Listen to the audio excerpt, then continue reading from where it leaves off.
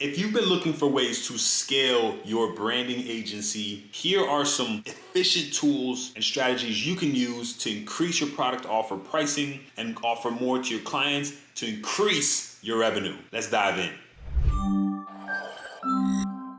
Hey y'all, by the way, my name is John D. Saunders. I'm the founder and creative director at an agency, and we focus on branding and web design. In this video, I want to show you how you can leverage branding to increase your product offerings. So let's jump into my computer and dive in and get this done. Here's how you scale up your branding agency. So at my agency, we do 4 core services. We do branding, we do design, we do development, and then we do illustrations.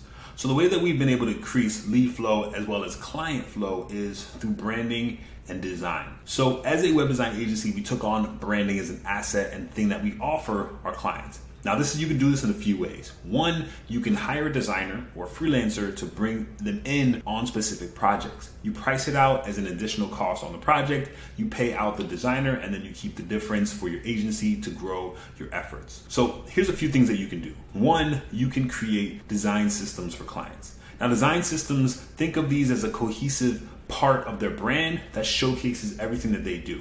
Now here's a very simplified version of a design system that we created for our agency. And essentially you would reference this anytime you need to build visual or digital assets for your company. So I'm gonna pull up one example of a very simplified version of a design system that we created for our agency. And this can be an additional product offering you include in your web design and development projects. So as you can see here, we have the color palette here as well. We have links, right? How links should function on the website, how buttons should function, whether they're normal, hover, or disabled, hover elements, and then the texture element on the site. Then we also have site icons, which you can either purchase from websites like UI8.com or create. If you're going to purchase them, make sure you customize them so they are specific to that brand look and feel, and that it's consistent with the overall design that you've created. And then you also want to have some type of style guide for the fonts. So here we've got typography for heading 1, heading 2, 3, 4, all the way down to paragraph font.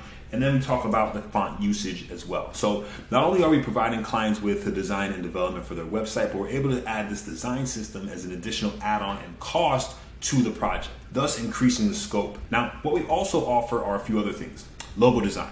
Now, when it comes to logo design, you can say, hey, we can offer you a quick logo, which is great, right?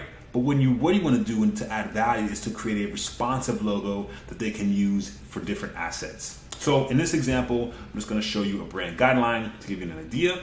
Here, if I zoom in, you'll be able to see that we've created a few versions of this logo. So we have the main logo lockup, which would be considered a vertical lockup of the logo, which is the primary.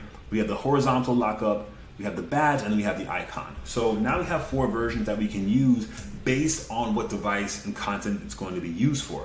Now, not only are we providing a logo, but we're providing an asset that they can then use for different parts of their project. This is another add-on and another product that we can add to our offerings. Lastly, brand identity and then social collateral. So social media collateral is great because they're going to be able to see and showcase that website on different platforms. As you can see, we created this image here for them to be able to use on Twitter. We also showcase that on Facebook and other areas as well. And by creating this social media collateral, we develop a overall package. And so everything included in that is a part of this brand identity or brand design elements. Now, some clients might not have the budget for this because this usually costs between 5 and 10K. They might say, hey, we want branding, we want logos, we want assets, but we don't have the funds to do all of this. We might have $1,500 or $2,000 for this part of the product. Maybe they have a logo already and you can develop that into a design system. So we created a quick and dirty version of this called the brand guidelines, which is on one page. Now they have the main logo lockup, they have the secondary lockup, they have the iconography here as well, and then they have the color palette. If you need ideas for your color palette, you can always use coolers.co. We'll talk about that in another project as well. And then you have the main typography setup. So the heading, the type settings for subtext, as well as paragraph. Now I'm gonna share all these links with you, Figma files, so you can start to create this yourself. But I want you to really think about not only can you do development for websites and design, but you can offer branding as an additional asset that can increase your cost and help you scale your branding or web design agency really, really well. Again, if you have questions, drop them below in the comments.